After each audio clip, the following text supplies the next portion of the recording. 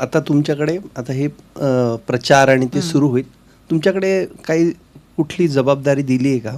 माझ्याकडे होल वावर इज आवर आहे. होल वावर इज आवर. होल वावर इज आवर. आणि माझा प्रश्न त्याच्यावरच आहे की काही ठिकाणी युती झाली आहे तुमची आणि काही ठिकाणी युती नाही झाली आहे. बरं, पण तुमचा एक नंबर शत्रू म्हणजे तुम्हाला प्रत्येक शहरामध्ये जाताना काहीतरी वेगळा कोट परिधान करावा लागेल आणि मग तो शत्रू निवडावा लागेल आणि त्याच्यावर वार करावा लागेल. असं काय नाही. असं काहीच नाही. काय नगरपालिकेत पण आम्ही लढलोच की.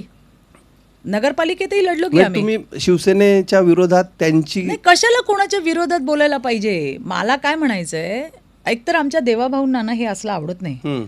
त्यांना अशी टीका टिप्पणी, ते काय म्हणतात, तुम्ही कामावरती बोला, आपण काय काम केलंय. कारण देणार मत कोण आहे, जनता जनार्दन मत देणार आहे.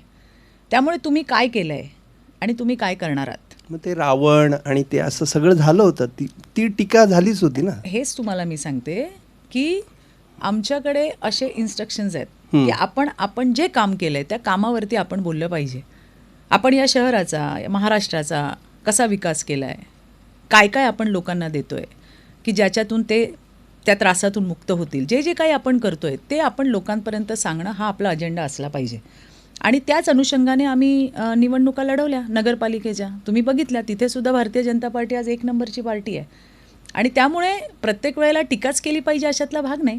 आपण जे काही केलं आहे तेच लोकांना सांगायचं आहे आणि आम्ही काय करणार आहोत पुढे हे लोकांना सांगायचं.